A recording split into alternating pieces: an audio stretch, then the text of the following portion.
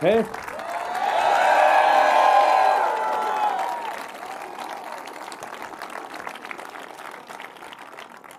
All right, welcome to Starbase. So it's been almost 2 years since our last update, and a lot has happened since then. By the way, I'm getting like a strange audio feedback. I don't know, do I sound okay to you guys? Okay, great. So it's been 2 years since we had our first Mark I rocket, and a lot has happened since then. We're going to go through the progress, but I'm just incredibly proud of the SpaceX team and all the support that we received from Cameron County, from Brownsville, from South Padre. I know some of you in the audience, so thank you very much for your support.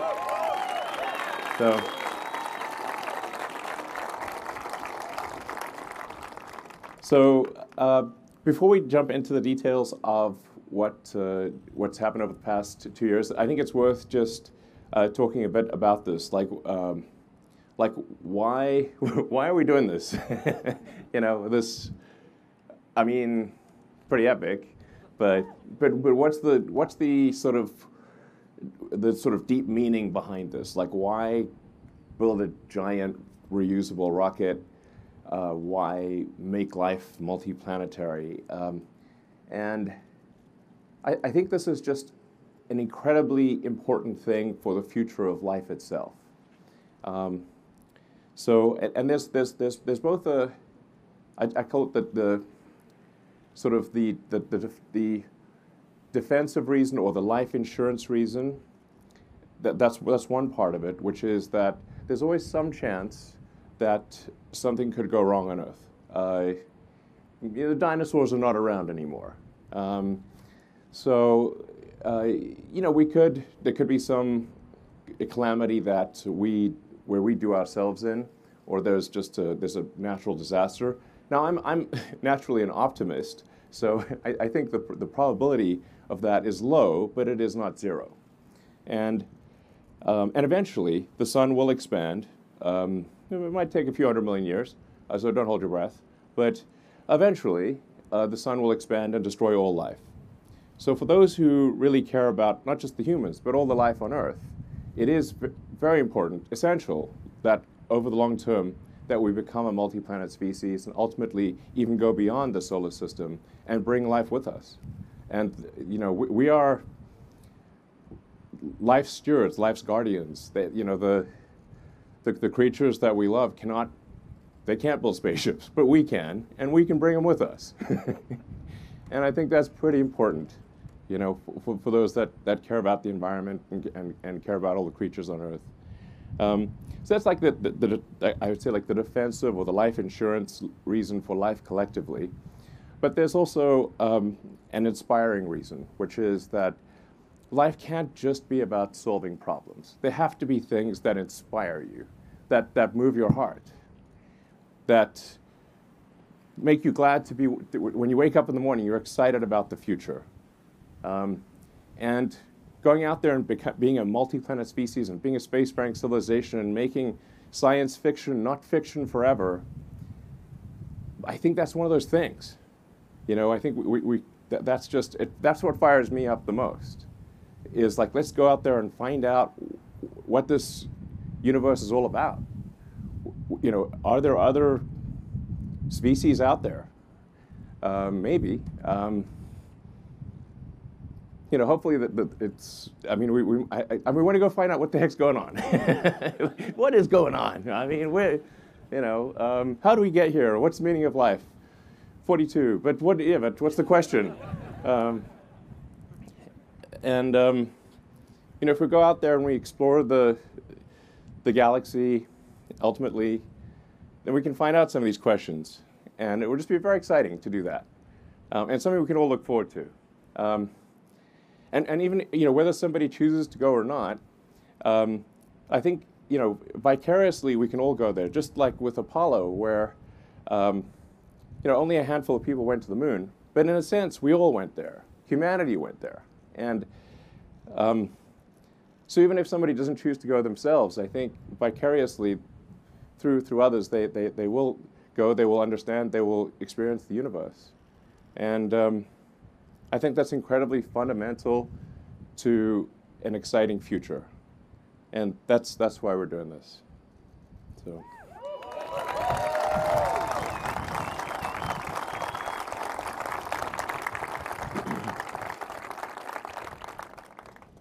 And yeah. Now, one of the rebuttals we'll sometimes hear is, like, sure, but what about all the problems on Earth?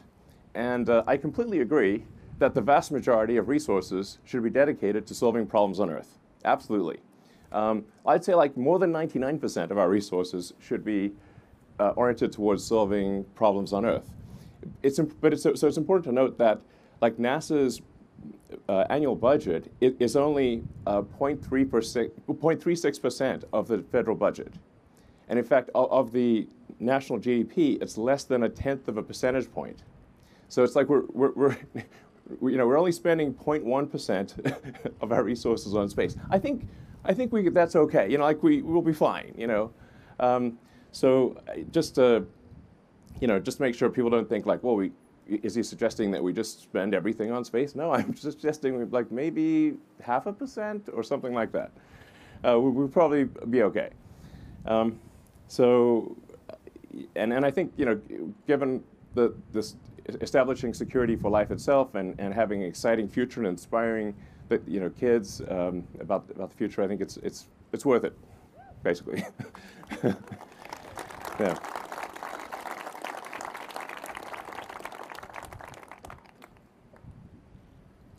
So, well, how do we do this? How do we make life multiplanetary?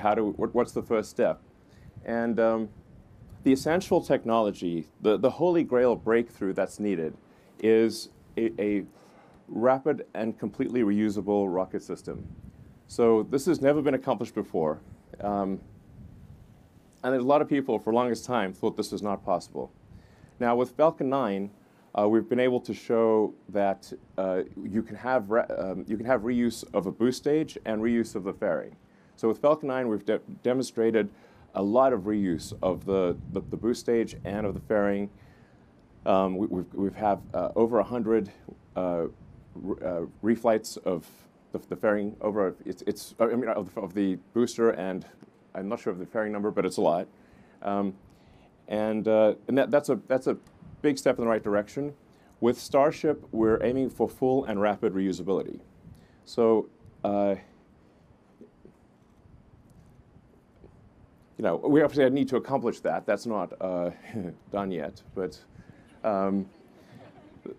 the success is one of the possible outcomes, which I always think is when embarking on an endeavor, success should be at least one of the possible outcomes. And for this design, that is the case. And we're aiming for rapid reusability, which is why the booster is going to take off and then fly back to the launch tower and aspirationally land on the arms, which does sound insane, or as Bill Riley would say, audacious. But if it does come in too fast and shear off the arms, then I guess it will be a farewell to arms. Sorry. There's the dad jokes, I have to warn you, they're only going to get worse.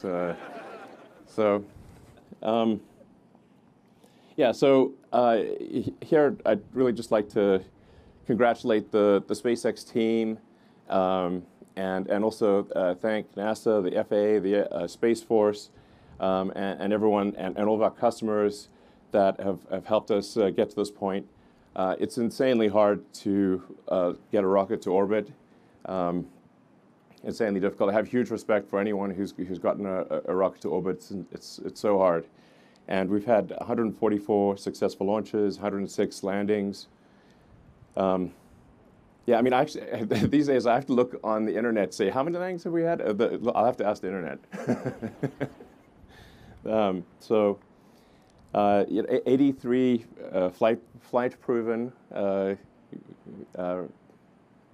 launches. Although I have to say, I still have like launch PTSD every time the rocket takes off. I'm like, you know. I just see all the ways that it could fail. Like, you know, and then this year we're actually aiming to have around 50 launches, so it's about a launch per week on average, and yeah, so it's a hell of a year we got ahead of us, and in terms of mass to orbit, if you look at like tonnage to orbit. This bar chart that we'll show here really illustrates how profound a rapidly reusable rocket, especially a big one, is, what effect that has on total tonnage to orbit. So the total mass to orbit to date of Earth is around 15,000 tons, maybe 16,000 tons. The mass per Starship, after a year, just 1 year of launching, if it launches 3 times a day, would be equal to all the mass to orbit of Earth to date. That's just one Starship launching 3 times a day for a year. Now, if you have, you know, 10 Starships-ish, then, and we'll have more than that. Our goal is to be making at least a one stack per month, and then ultimately potentially a ship every 3 days. There'll be more ships than there are boosters because the booster actually, even though it's gigantic, will come back in about 6 minutes. Excitement guaranteed. So. It only takes about 2 minutes on ascent and then about 4 minutes to return. So you'll know soon. The ship has to complete at least 1 orbit around Earth, and sometimes maybe 3 orbits or more. And each orbit is 90 minutes. So the ship is probably, you know, reusable about every 6 to 8 hours. That's why we say sort of 3 times a day for the ship. But in theory, the booster is capable of being reused every hour. So the propellant pumps are designed to fill the rocket in about half an hour.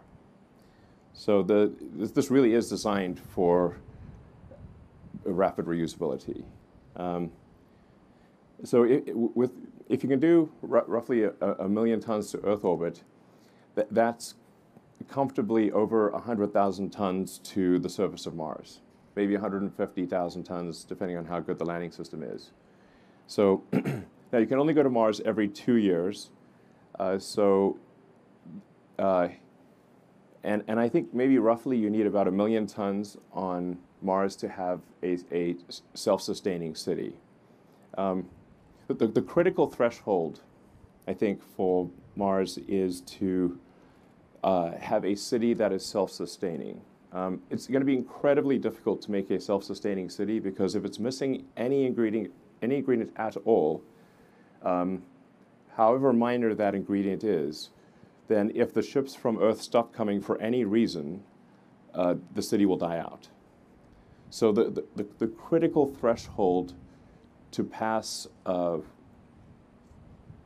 one of the most important great filters for any species is to have the other planet no longer dependent on the original planet. So I don't know exactly what that tonnage is, but I suspect it is at least, if one tries to get the right order of magnitude, about 1 million tons.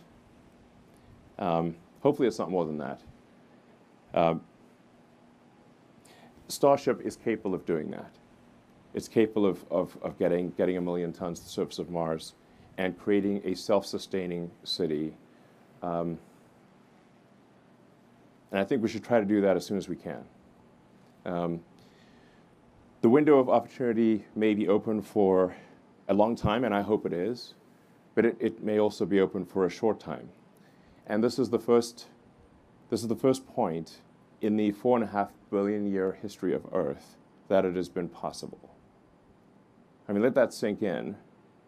Or if there's a sink, let it in. Still knocking at the door. I mean, it's a sentient sink. Let's face it. Come in.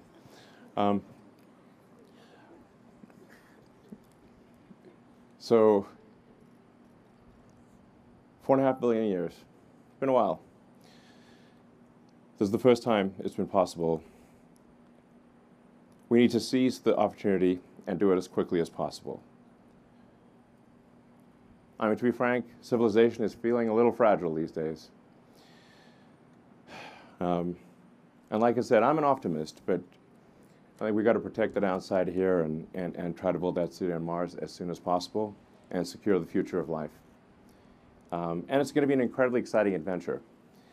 Now, the sales pitch for going to Mars is that it's going to be cramped, dangerous, difficult, very hard work. You might die, and that's the sales pitch. I hope you like it. So far from being some sort of escape hatch, it will be extremely difficult and dangerous and tough. Mars is a fixer-upper of a planet, and so it's going to take some work to make it easy to live there. But one day we could make Mars a planet like Earth, and I think we should. So just some facts about Starship, and these numbers will evolve over time.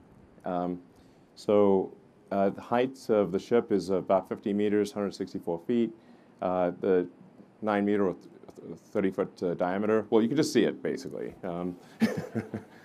It's got about 1,200 tons of propellant on the ship, and thrust is about 1,500 tons. Now, these numbers will, we'll probably add more propellant over time, increase thrust. Diameter will stay the same. It's a huge pain to change diameter. So that'll tend to stay the same, but it'll probably get a little bit longer.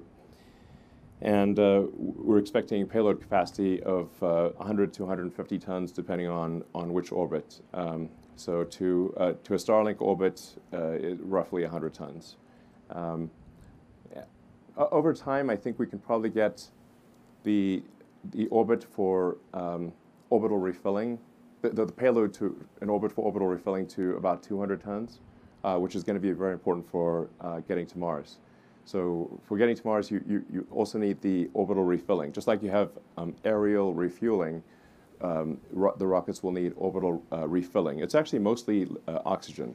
There's 3.5 tons of oxygen for every 1 ton of fuel. So that's why it's refilling, not refueling. So heat shield. So this is the world's largest heat shield. This is, we actually make this at our little factory in Florida near Cape Canaveral. We call it the bakery. And we're actually using a lot of techniques that are used for roofing tiles. So we need to have a heat shield that is capable of resisting extreme heat, but also is not crazy expensive. And our heat shield team has done amazing work in creating the world's largest heat shield, and one that is reusable, but also robust and low cost. So it's not a crazy money heat shield. And yeah, you need good heat shield technology for entering from orbit. Orbital refilling. We were going to do an animation of this, but it looked a bit wrong.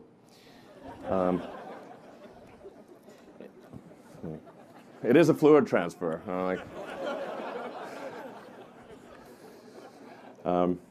So, yeah. Play a little Barry White, Okay. So that's one of the technologies that is necessary for getting to Mars. So the ship would get to orbit with its payload, and then in orbit we'd refill the tanks, so it would have enough propellant to get to Mars. Mars is far. So now this is essentially docking in orbit, and with Dragon docking with the space station, this is a technology that that SpaceX has become quite good at. We've done, I think at this point, a couple dozen dockings with the space station, and it's actually way harder to dock with the space station than to dock with yourself. So this is, it is a thing we need to solve for Starship, and I'm confident that we can do this because we've done a lot of orbital docking already with Dragon. But this is going to be an important thing to demonstrate. What won't be necessary in the near term for Starlink launches, but it will be necessary for Mars and the Moon. So let's see, the Super Heavy booster. So it was 70 meters, but then there was an extra half-barrel section that the team deleted, and totally accidentally, it's 69 meters. It's also booster 4 and ship 20. I mean, this is a pure coincidence. Those numbers won't leave me alone. It's just, I hope it's good luck. So yeah, so propellant capacity is like around 3,400 tons. I think like I said, it'll probably it will increase over time. Probably get to 36, maybe 3,800 tons. Thrust is around 7,600 tons. That'll probably increase too over time. Just to put this into perspective, though, the Saturn V was 7.5 million pounds of thrust, and Starship is 17. So it's more than twice the thrust of a Saturn V, which was that's the largest rocket ever to get to orbit. It's worth noting Super Heavy is the largest flying object of any kind, or will be. It's yeah, very big. You can see it right there. That booster has 29 engines. The next booster, we actually increased the engine count to 33. We've kind of bounced around on engine count, but because I think at one point we had like 37 engines, and then we went to 29. We finally settled on 33 engines, which is about actually the most number of engines you can actually fit under that booster without like expanding the diameter.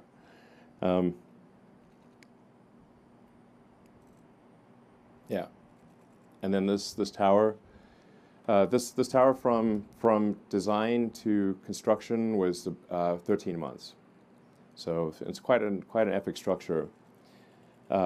It's really worth emphasizing that the whole launch system, which is basically stage 0, is I'd say as complex and difficult as either the booster or the ship. So I really want to emphasize that this is and it's a very difficult thing that requires a lot of hardcore engineering, and it's really like I said, the tower and the launch system, which I call stage 0, is just as important as stage 1 and stage 2. I mean, this is really some wild stuff here. In fact, I mean, hard to believe it's real, except, it's right there. So, yeah. And then Raptor development. Raptor 1 was 185 tons of thrust. Raptor 2 is 230 tons of thrust, and I think over time we can get that to probably 250 tons. So that's, and it's also significantly simplified. So you can see the difference between V1 and V2. The V2 is, V1 looks like kind of like a Christmas tree spaghetti pile. A lot of fiddly bits. And V2 is greatly simplified while also increasing thrust at the same time. So it actually, Raptor 2 costs about half as much as Raptor 1, despite having much more thrust, and I think just generally being a much easier engine to build and a more robust engine. So very excited about Raptor version 2, and it's only going to get better from here.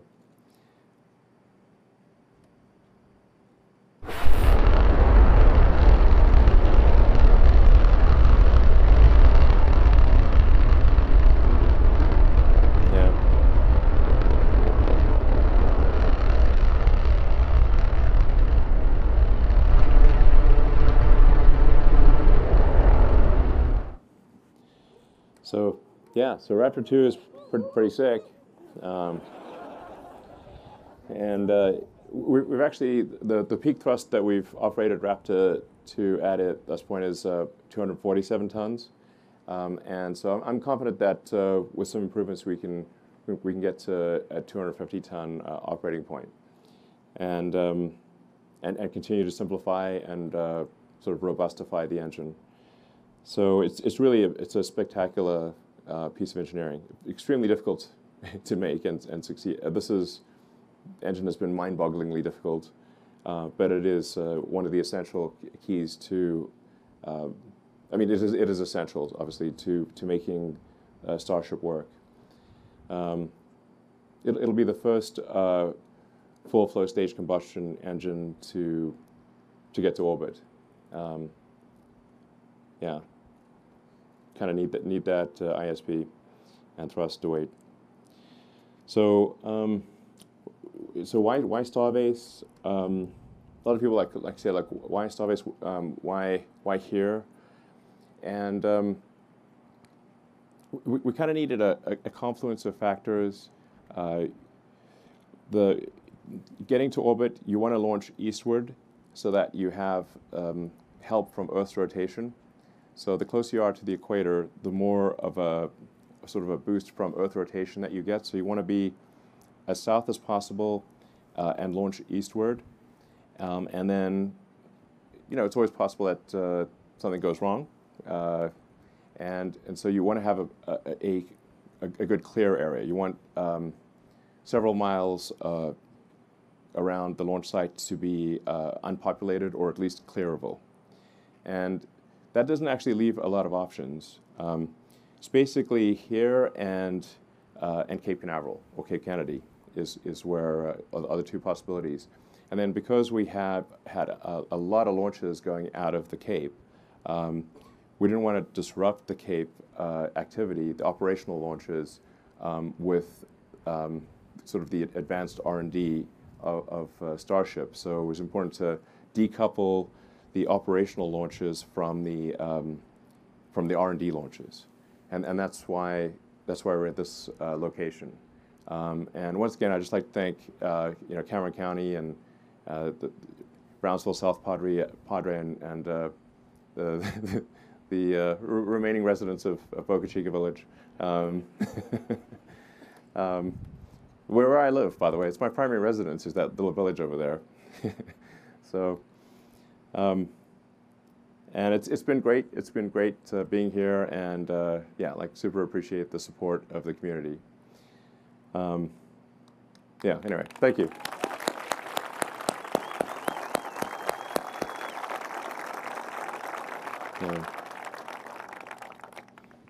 So I think we've got a video to show what we hope will happen with launch. We'll play it now.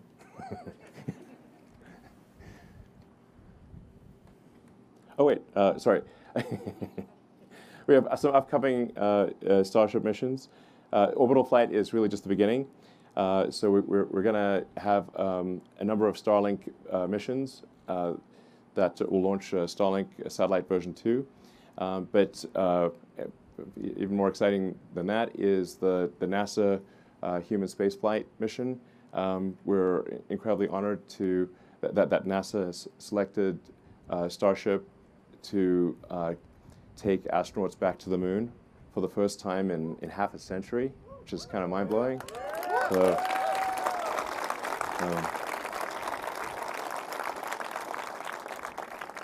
I'd just like to say, like, SpaceX is just deeply honored and appreciative that NASA would choose us for this incredibly important mission, and we'll get it done. And then there's also the Dear Moon mission, which is going to take artists around the moon, and that's Isaku Miyazawa, and he's going to select I think a dozen artists and do a loop around the moon, which will be very exciting. And there's going to be some future announcements that I think people will be pretty fired up about. So anyway, super exciting future ahead with this. There'll probably be a few bumps in the road, you know, but we want to iron those out with satellite missions and test missions and get to a high flight rate and then have something that's extremely reliable for human spaceflight. So, yeah.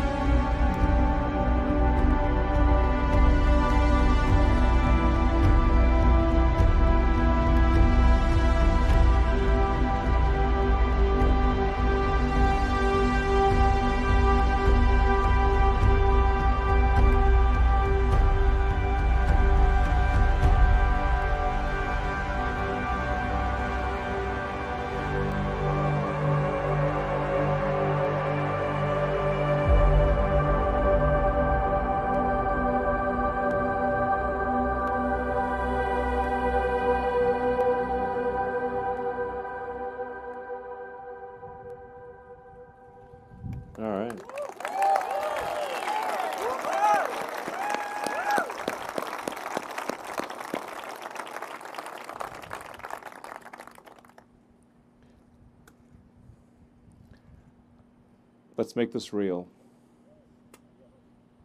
Any questions?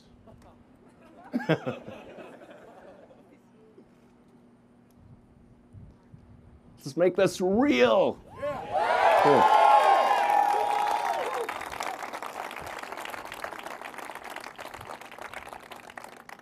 Fire away. Anyone? I can't see you, so you probably just have to yell it out or something. Hi, Elon. Yes, there's 6 Raptors on Starship. Currently 3 with the vacuum nozzle, 3 sea level. Sorry? Check, check. And I think if I would say, like, we'll probably end up adding another 3 vacuum engines. They kind of, fill in the gaps and stretch the ship. I think is going to make a lot of sense. You'll have to yell, unfortunately. So we are building a launch site, a Starship launch tower at 39A at Cape Kennedy, and we are also building a Starship production facility at the Cape. So we'll have production facility and launch site here, and a production facility and launch site at the Cape as well. It's important to have redundancy. Hi, So, Elon. It's Irene Klotz with Aviation Week over here. I've got lights in my eyes, so unfortunately I can't see. Okay, well, I'm blinded. So I can hear where the speaker is coming from. Okay. But, you should. I believe you're expecting to hear in a couple weeks about the possible finding of no significant impact from the FAA. Have you gotten any indications if that's going to come through, and what is your time frame for the orbital flight test? Thanks. well, we don't have a ton of insight into where things stand with the FAA.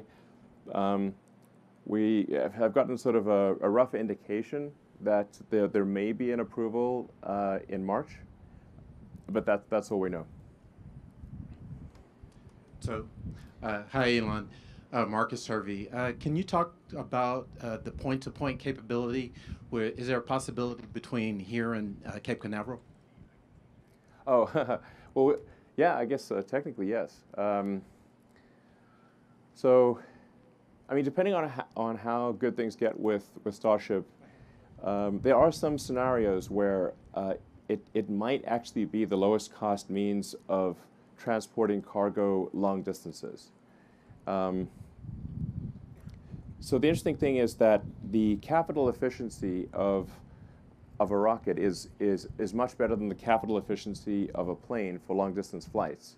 So now this would really be more for if you're going like, I don't know, a quarter or a third or halfway around the world, where if you went from, I don't know, say here to Singapore or something, like that's a long flight. So, I mean, I don't know how long that is. I'm not sure you can even go there nonstop, but it's probably like 20 hours plus. And but in a rocket, it would be less than an hour, so like 45 minutes or thereabouts.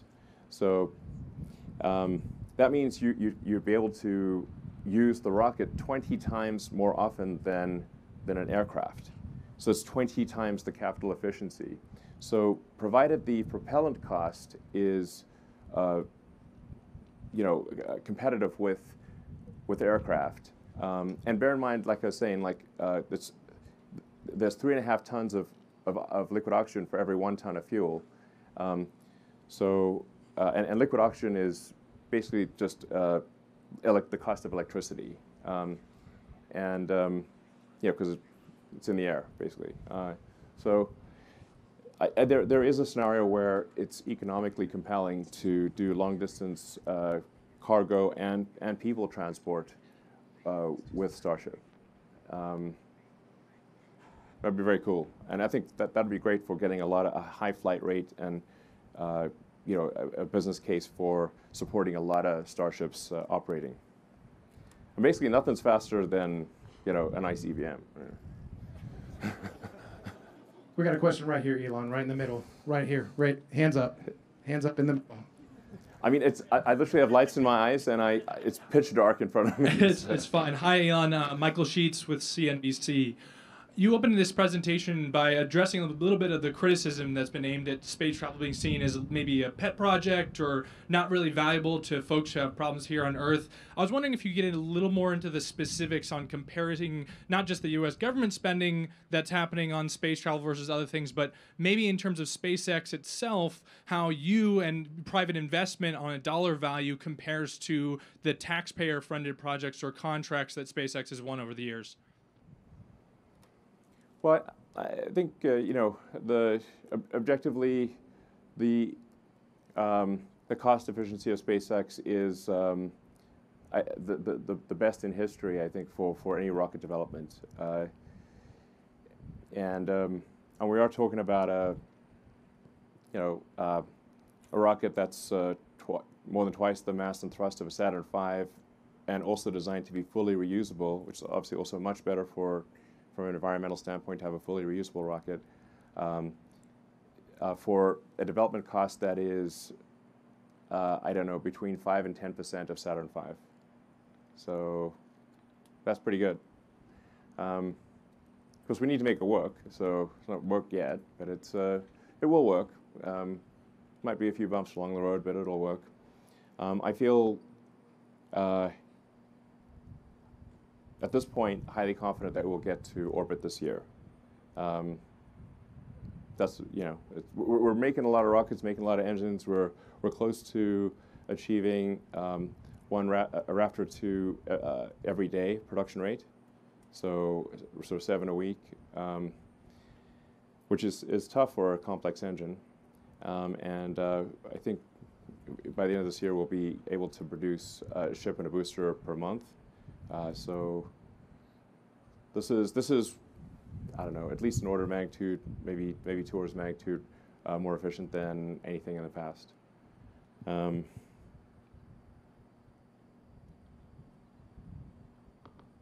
Yeah. So. Hey, Elon, this is Joey Roulette for Supercluster. Just wondering, what does SpaceX's plan and timeline look like if the FAA ultimately decides to do a deeper environmental review of Starbase? And then one other thing, you might be able to give us an updated figure on what it costs to Starship and what it would cost a customer to buy a flight on one. Thanks. Yeah, I mean, I am optimistic that we will get approval. I think objectively, I think this is not something that will be harmful to the environment. We've obviously flown the ship several times and done multiple landings and takeoffs and landings, and we've fired the engines a lot. So I think the reality is that it would not have a significant impact.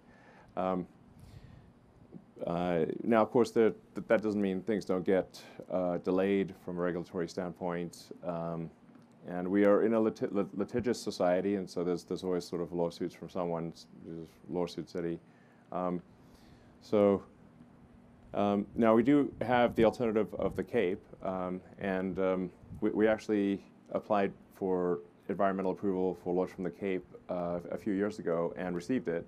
So we actually are approved from an environmental standpoint to launch from 39A.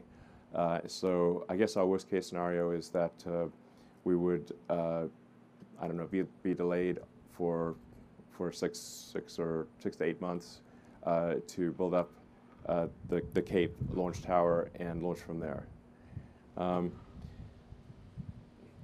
From a cost standpoint, the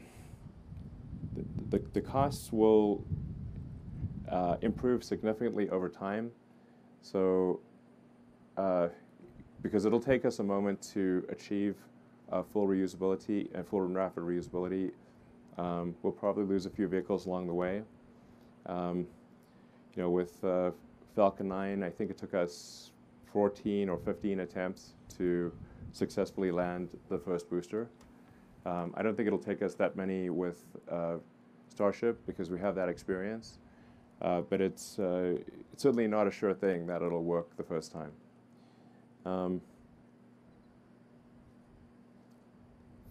I mean, from a cost standpoint, I mean, it's a 100-ton capability to orbit.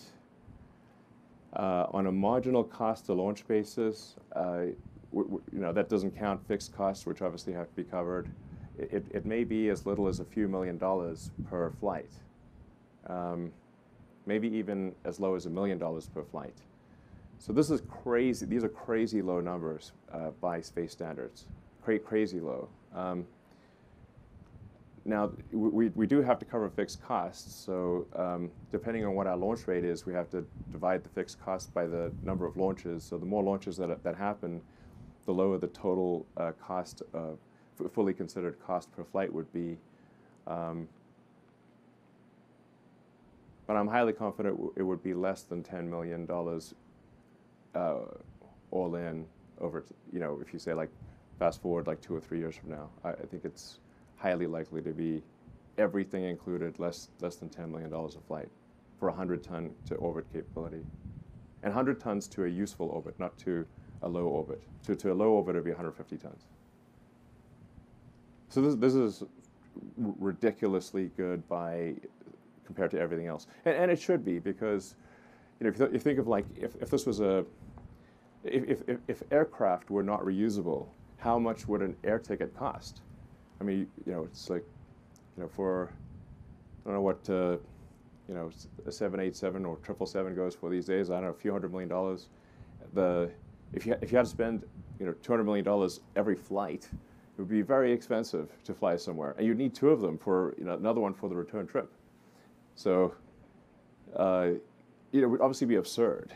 So if you can imagine if we were in a world where aircraft were expendable, and then someone came along with a reusable aircraft, it would be an absolutely profound game changer. That's what needs to happen for life to become multiplanetary, and that's what this design, I'm confident, is capable of that. It's just a question of how long it will take to refine that and have it really dialed.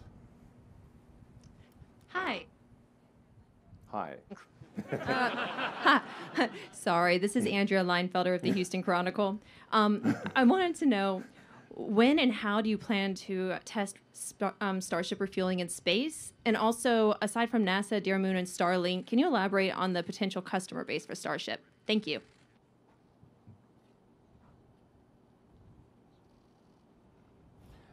I apologize. I zoned out for a second. I was just thinking about something. Could you say that question again? Sorry. When and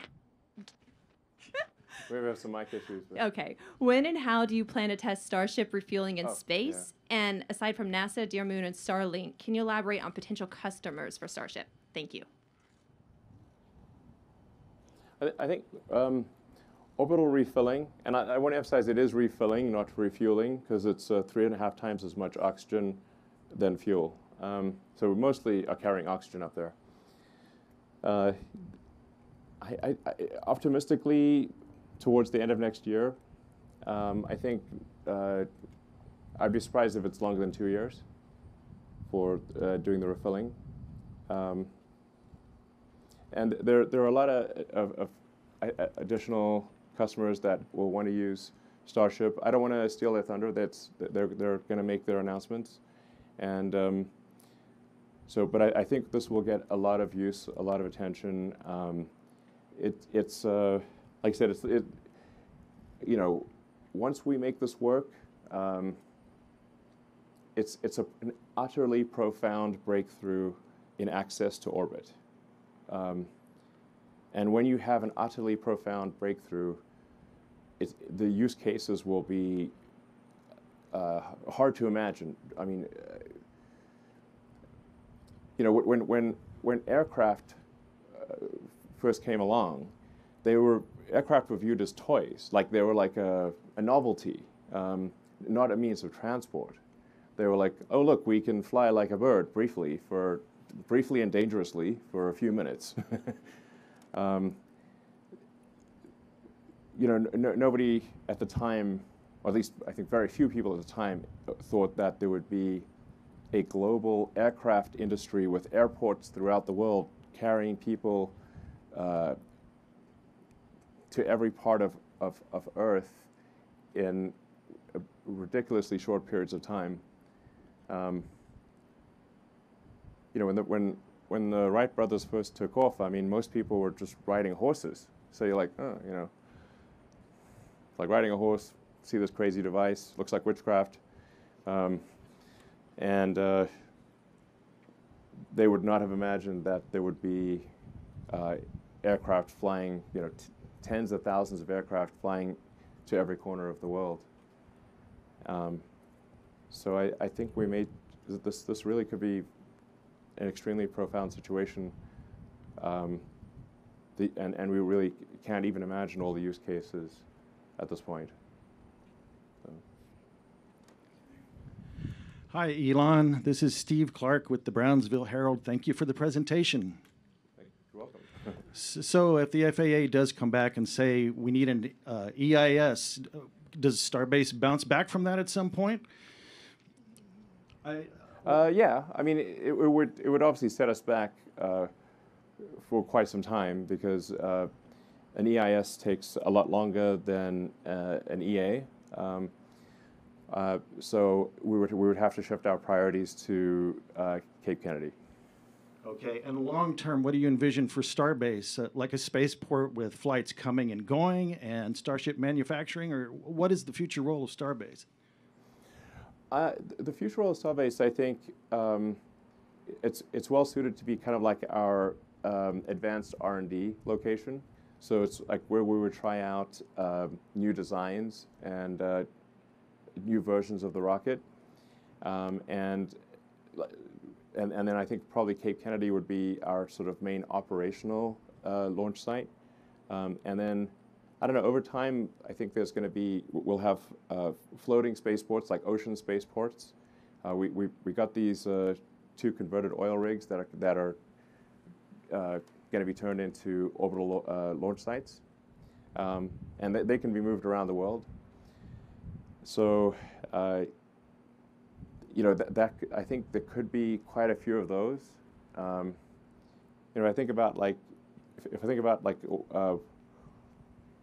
what would really work for long-distance travel. Because the rocket is quite loud, you want to be, I don't know, 20 miles away from a major city or 30 miles away from a major city, just so you don't, you're not disturbing people too much. So I think probably most of the launch sites long-term will be kind of ocean or sea spaceports. So like maybe located like 20 miles, 30 miles offshore.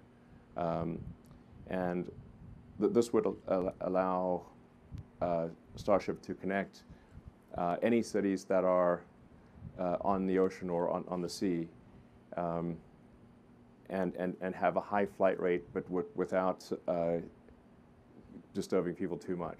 I think people are willing to have something that's loud occasionally, but if you want to have it frequently, then it probably needs to be offshore. Hello, Elon. I'm Cam Gerlach with the SpaceX Reddit community. So you've talked a lot about how Raptor 2 is crucially important for Starship development and for the future of Starship.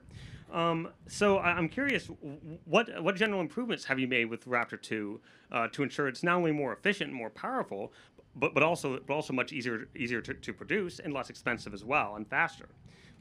And how do you plan to continue to iterate further on the design in the future? So, Raptor 2 is an almost complete redesign relative to Raptor 1. So basically, everything from the turbomachinery to the chamber nozzle, the electronics, basically everything's been redesigned. You can see the difference over there, the Raptor 1 versus Raptor 2. A lot of the changes were deleting things. We deleted a lot, consolidated a lot. The rotating machinery, especially the inducers of the turbopumps, are a lot more robust. we converted a bunch of flanges to welds, and we're actually over time will convert even more flanges to welds. I hate flanges, especially if you've got high pressure and a cryogenic fluid or super hot gas. Flanges and seals are a nightmare, and so we've got parts of that engine that are sort of 700-800 bar, sort of 11, 12,000 psi, which is nutty, and so just going to welded joints instead of flanges was pretty helpful. The pre-burner controllers have been consolidated into a sort of a unified box as opposed to being kind of like all over the engine. And we're getting close to the point where I think Raptor will not need shrouds. So shrouds are a huge pain in the ass, like basically putting a whole shield around the engine, especially for the gimbaling engines, where it's got to kind of have like a sort of eyeball seal, like it's like rotating in a circle with a hot gas seal. With a bit more deletion and integration, I think the engine will be sort of flame proof, more or less, and then we can get rid of the shrouds, which would be a big mass savings. Yeah. So a lot more could go on. We're also operating at a higher chamber pressure. I think we can probably operate. I think over time we can operate it at 330 bar sustained in the main chamber, without having the pre-burner pressures be too high, by essentially not by losing less pressure. There's like a whole pressure ladder going from the turbo pumps and pre-burners to the main chamber, and by getting rid of a bunch of the choke points, we can have less pressure loss, and so the pumps can effectively produce more pressure in the main chamber due to less loss in the secondary systems. Do you have any? Have specific questions or? Sorry, yeah, Chris Gephardt with NASA Spaceflight. Can you talk a little bit about the abort modes that are available for ship if there were ever to be a problem during the climb to orbit? What would be available to the crew in that regard? And also on that same level, the life support systems for ship. Where do those stand, and what are the challenges that you're finding with just the sheer volume in Starship for that? Thank you. So Starship will not have an independent abort system, but I think something that would make sense is to have the thruster weight of the ship be enough that it could do it could take off from the booster, even if the booster has a failure at the pad level. So if you can get the thruster weight of the ship at sea level above 1, then even if there is something goes wrong with the booster, the ship can essentially fly away from the booster. And so that's something that I think would be important for carrying people, and also for high-value cargo, to have the ship have a thruster weight greater than 1 even at sea level.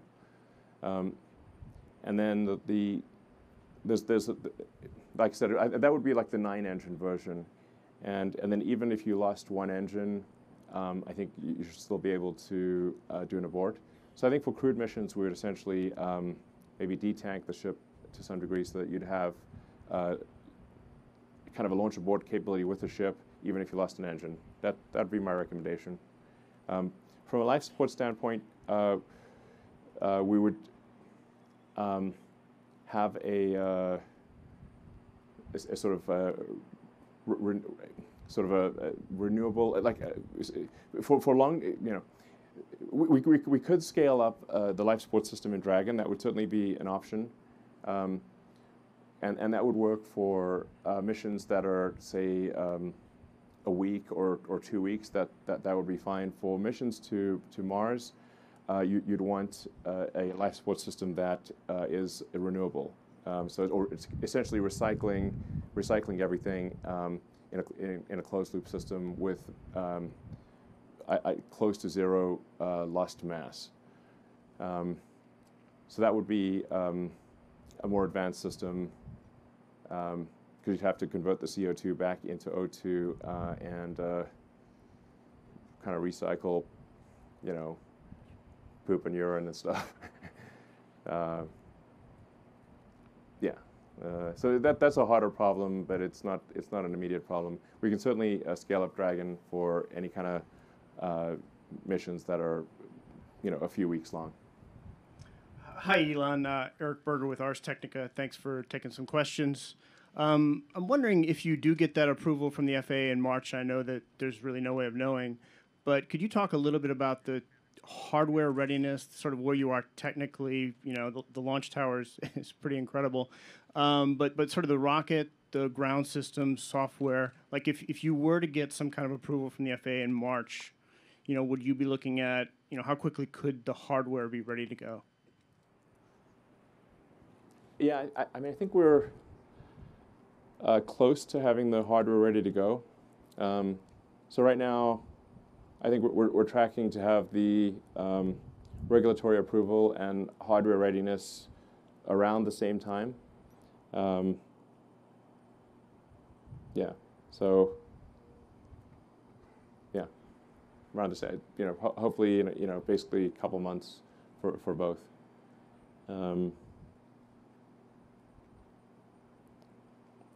Yeah. Hi, Seth Krakowski with SpaceXport.com. You mentioned launching from the sea. Could you give us an update on the current status of using Phobos and Deimos for Starship operations? Yeah, so Phobos and Deimos thus far have been a relatively low priority. We needed to make the launch site here work. This has been quite a difficult endeavor. So we deprioritized the Phobos and Deimos, and just last month we started to. We're going to take one of them and build at least a catch tower on it. So, and ultimately we will. Ultimately meaning later this year, build a full launch capability on one of the platforms. So I think hopefully by the end of this year we will have a launch capability at Cape Kennedy at 39A and on one of the ocean platforms as well.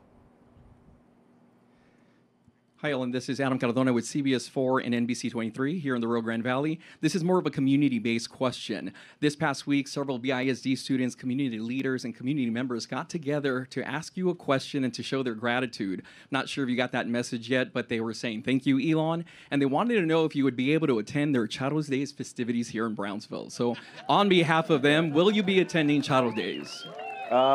It sounds like fun. So when is it? I believe it starts on the 19th through the 25th. So you have several days to attend Sombrero Festival, Chato Days parades, enjoy some great food. Will we see you there? I will be there. All right. Yeah.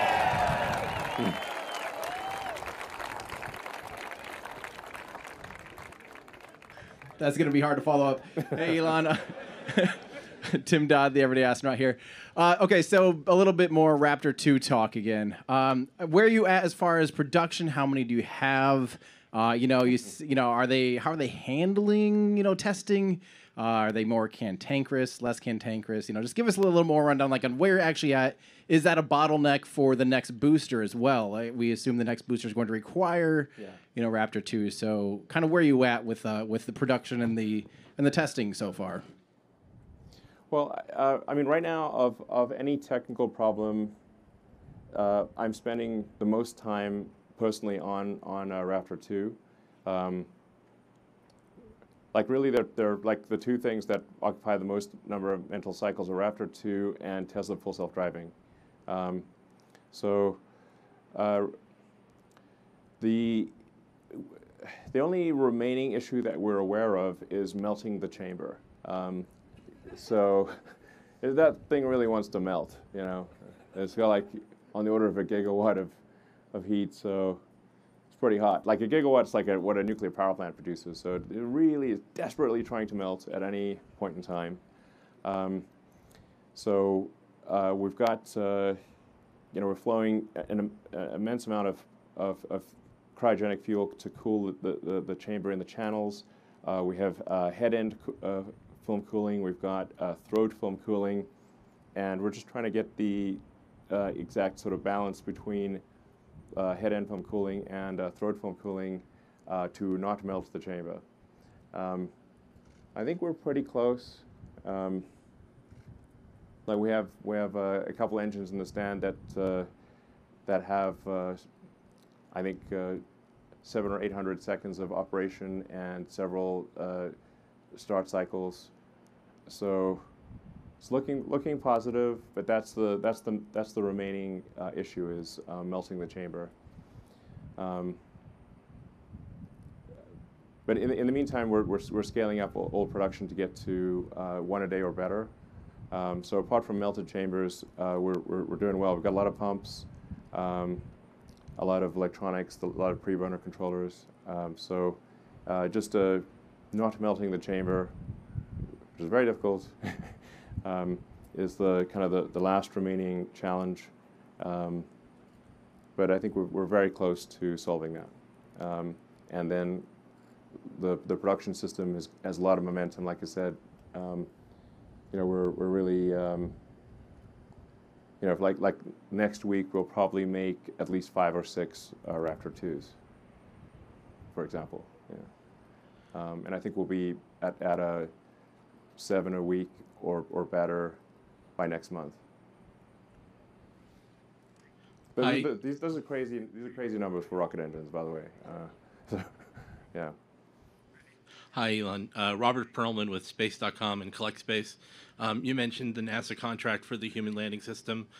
At one point, do you envision splintering off development of Starship for HLS, or how are you going to balance the timelines of rapid reusability versus NASA's own schedule of when they're ready to go to the moon? I don't think there's really a conflict there. We're going to be making a lot of ships, a lot of boosters, obviously a lot of engines. Yeah, it's kind of interesting. Like with the booster with 33 engines and the ship with 9 engines is 42. There we go again. And that also total coincidence.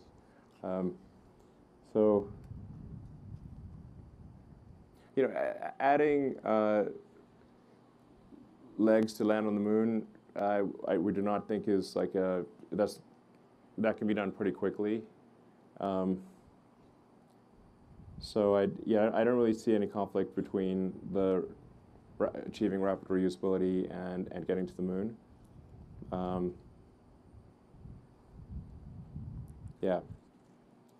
A high production rate solves many ills. So we're aiming for a high production rate. Hi, Lauren Grush with The Verge. I'm wondering if you can clarify the number of launches that you plan to conduct in order to do these refillings. I know a lot of numbers have been thrown around, so I'm wondering if you have landed on a final number. And how quickly do you plan to launch those missions back-to-back to refuel the vehicle to get to the moon? Thanks. Yeah, so the missions would happen pretty fast for refilling the vehicles to minimize boil-off of the cryogenic propellants. Now for the vehicle going to the moon, we have some installation to minimize boil-off. But we'd probably be launching, I don't know, probably every few hours. Aspirationally. So, yeah. Hi, Elon. Kevin Haymeyer from Space Eccentric on YouTube and Rumble. Thank you. My viewers are really hungry to know anything about the interior design for crewed Starship. You have HLS, you have Dear Moon. And last we heard, maybe a year or two ago, you were looking to hire Tesla employees to design the interior for Starship. How's that going? Well, we aren't focusing a lot on the interior quite yet. I mean, that will be important down the road, but our focus right now is just getting to orbit and proving out return of the booster and return of the ship. Yeah, it's fundamentally very difficult to build a fully reusable rocket given the strength of Earth's gravity and the density of our atmosphere. Like there's no, you can't have a lot of mass margin. So our focus is solving that rapid reusability. Like I said, we'll have a high production rate, so we're not dependent on we're not dependent on full reusability, but really that's the breakthrough that's fundamentally important to change the course of human civilization to become a multi-planet species. Elon, this will be the last question for you. Evening, Elon. Bob Duncan. I'm a local resident. Oh, sure. We're cutting out the mic. Are we cutting out? Is that better? Hi, evening. My name is Bob Duncan. I'm a local resident here in the area. And first off, thank you for a very cool evening. So this has been a lot of fun for us. As a local resident, it's been exciting to watch the amazing progress that SpaceX has made here in Boca Chica. And I was just curious, we're standing on the southern tip of the state of Texas. We're a few hundred yards from your residence. Could you just speak to what, if anything, has been appealing or advantageous about operating in the state of Texas versus other parts of the country? Thank you. Well, I think we've, you know, the well, I mean, we've had a lot of support from the community, and something that just happens over time with societies is that kind of rules and regulations build up, and they build up, more in some places than others, and they didn't, I think Texas has the right amount of rules and regulations. Yeah.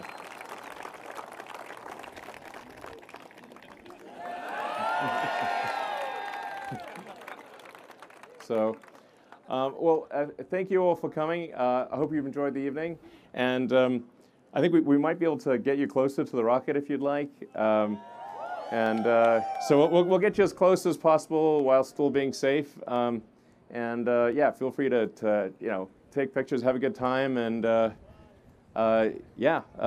let's go like hell to have an exciting future. Thank you.